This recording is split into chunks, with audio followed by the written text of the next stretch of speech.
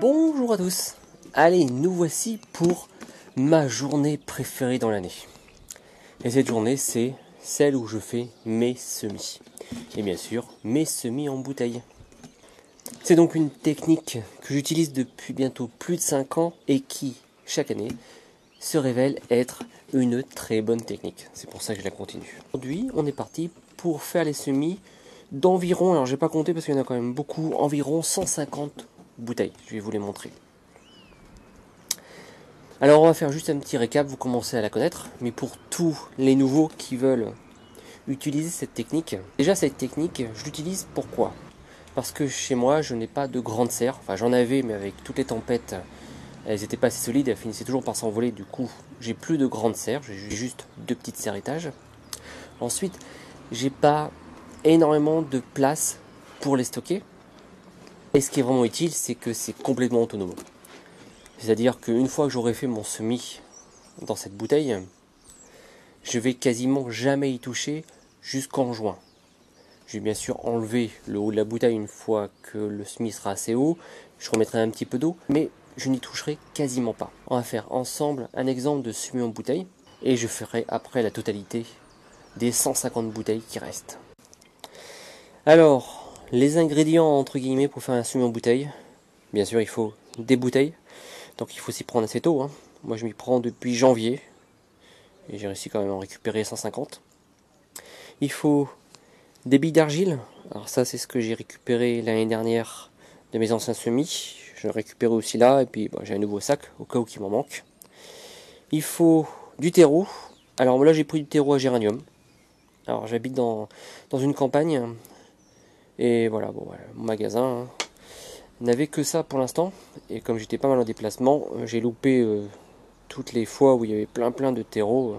Bref, donc il n'y avait que ça. Et il faut de l'eau et du scotch pour refermer la bouteille. On verra ça ensemble. Donc voilà, donc c'est très simple. Et puis nos petites graines qu'on ira chercher après. Bon, si on fait ça un jour de vent, voilà ce qui se passe. Et comme il y a toujours du vent. Bref. Allez, c'est parti. Alors, notre bouteille.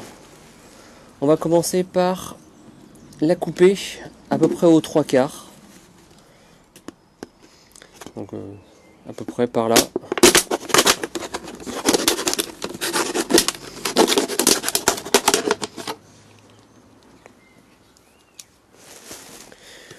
On va mettre un fond de billes d'argile.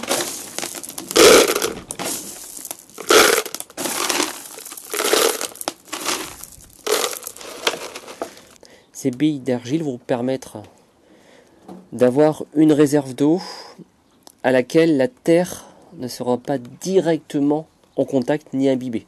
C'est-à-dire que la terre va pouvoir prendre de l'eau comme elle en a envie.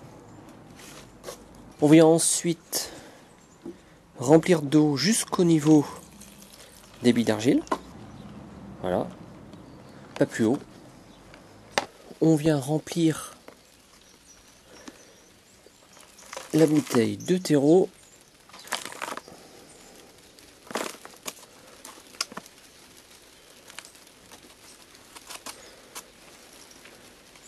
Voilà, donc billes d'argile, de l'eau, du terreau.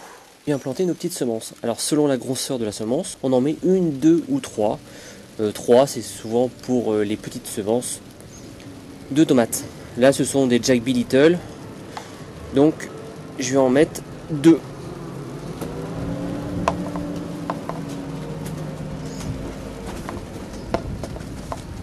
Voilà. Pas besoin d'humidifier la terre. Et on va fermer alors hermétiquement notre bouteille. Pour ça, j'utilise du scotch. C'est le seul petite chose que j'aime pas utiliser dans cette méthode, mais c'est la meilleure que j'ai trouvée.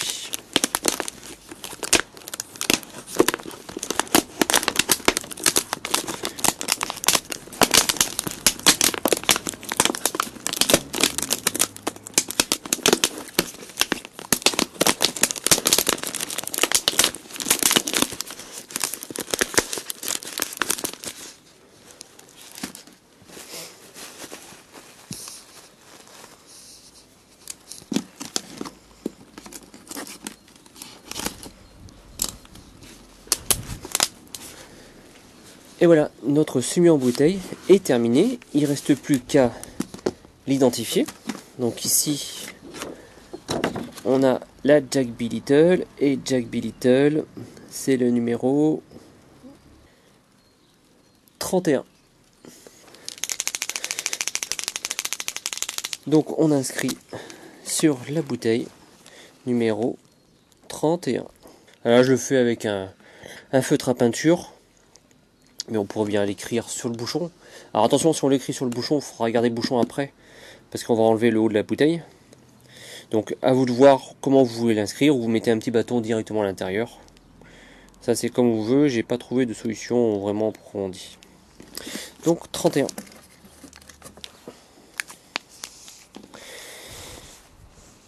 Et voilà, donc c'est fini, notre semis. Maintenant qu'est-ce qui va lui arriver? On va le mettre à côté d'une source de chaleur. Alors s'il fait beau, on peut mettre devant une baie vitrée. Mais bon, la baie vitrée elle va être limitée. Donc moi ce que je fais, c'est que je le mets assez proche de mon chauffage. Et d'ici, alors pour les plus rapides, d'ici une semaine, alors entre une semaine et 3 semaines, ça va dépendre des semis, ça va commencer à germer et à sortir de terre. Une fois que c'est sorti de terre, si à l'endroit où il se trouve il n'y a pas beaucoup de lumière, on enlève le bouchon, donc on ouvre ici le bouchon, et on le met dans un endroit très lumineux. Moi c'est ce que j'appelle le mettre en serre froide, c'est-à-dire que je vais le mettre dans mes 2 petites serres, pour que ça évite de filer. Et une fois que le plant aura pris, on va dire 3, 4, 5 cm, et bien on va enlever le haut de la bouteille. Et ensuite, il n'y a plus rien à faire, il y a juste à attendre juin. Alors s'il fait vraiment chaud d'ici juin, il faut quand même remplir l'eau de temps en temps. Et sinon, il n'y a rien à faire, il y a juste à attendre le moment de le replanter en pleine terre. Voilà. Allez, je m'occupe de mes 149 hautes bouteilles. Et on se retrouve après. Et voilà. Donc je viens de finir tous mes semis en bouteille. Alors, ça m'a pris quasiment 4 heures. Mais bon, ça fait du bien. J'avais dit que j'essaierais de limiter un peu les variétés. Mais dans le feu de l'action, j'avais plein de bouteilles. Je me suis dit, allez, vas-y. Fais-toi plaisir. Alors j'ai pu tester mon nouveau rangement de semences. Qui est assez sympa en fait. Voilà, dans des genres de bois de tic-tac. J'avais dit que je semerais au moins une espèce de tomate différente que j'avais. Du coup, j'ai une vingtaine d'espèces. En moyenne avec 3 graines, donc à peu près 60 pieds de tomates. On verra s'il tout lève. J'ai semé surtout des grosses courges. Alors comme le potiron galeux, le musquet de Provence, des citrouilles assez grosses. Et j'ai semé également pas mal de butternut parce qu'on adore ça. Dans les semis, il faut vraiment faire ce qu'on aime et ce qu'on mange régulièrement. Alors voilà, là on est dehors. Je vais pas laisser ça. Je vais mettre tout ça à l'intérieur. Et voilà, les bouteilles sont rentrées. Donc un peu de ce côté-là, près du chauffage. Et de ce côté-là, bon, il n'y a pas de chauffage. De ce côté-là, mais bon, ça prenait un peu trop de place. Donc j'ai divisé en 2. Donc on peut voir que certaines bouteilles, bon, elles étaient dehors en plein soleil. Donc commencent un peu transpirer, voilà, c'est un peu le but. Du coup, l'eau commence à remonter et c'est ce qui va faire germer nos petites graines. Donc je répète, hein, le plus important, c'est d'être au chaud. Donc ici, il fait entre 19 et 20 degrés, un peu plus si le soleil commence à taper sur la baie vitrée. Ce qui est primordial, c'est la chaleur, parce qu'il faut que ça germe. Une fois que ce sera sorti de terre, ce qui sera primordial, c'est la lumière. Donc ça ira dans mes serres froides. Avec le bouchon qui sera ôté, il n'y aura plus besoin d'une grosse chaleur. Il y a toujours besoin d'un peu de chaleur, mais pas autant. Voilà, donc bonne chose de faite. Là, on peut dire que la saison a démarré. Petit point sur mes patates douces qui ont aussi bien démarré. Elles vont faire des belles feuilles dans pas longtemps. Bon, j'y ai passé pas mal de temps.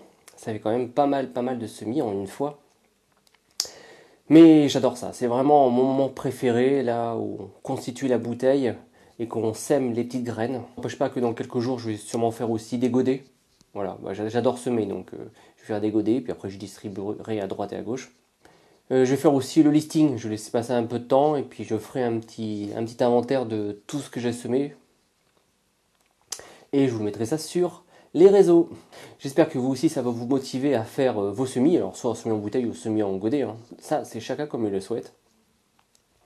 Mais bon, les tomates c'est maintenant. Les courges on peut encore attendre quelques semaines, mais les tomates, allez-y maintenant.